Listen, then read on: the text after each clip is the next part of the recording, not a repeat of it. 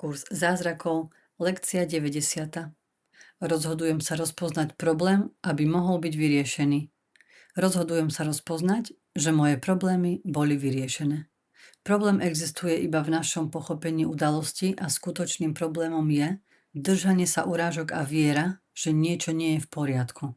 Riešením je vždy zázrak, ktorý nahrádza urážku, čiže zmena vnímania zo strachu na lásku. Keď máme problematické situácie, niekto nás kritizuje, zraní slovom alebo niečo nejde podľa našich predstav, ego okamžite reaguje. Urážka, strach, hnev, pocit krivdy.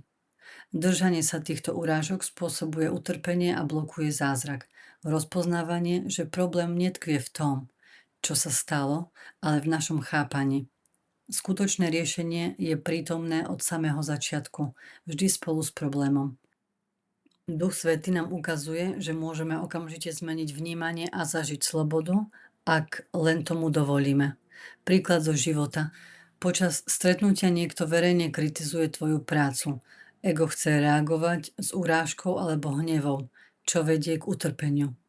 Použitie lekcie spočíva v uznaní situácie takou, aká je, a reagovaní z miesta otvorenosti a pravdy.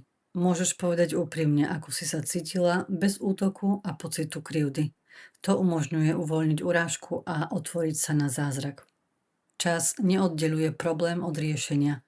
Odpoveď je prítomná vždy a môže byť prijatá v tej istej chvíli, v ktorej si všimneme problém. V praxi to znamená, že denne môžeme zažívať slobodu, pokoj a jasnosť, nezávisle od toho, čo sa deje okolo nás.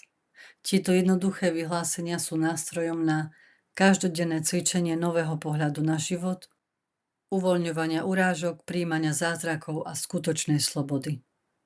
Rozhodujem sa rozpoznať problém, aby mohol byť vyriešený. Rozhodujem sa rozpoznať, že moje problémy boli vyriešené.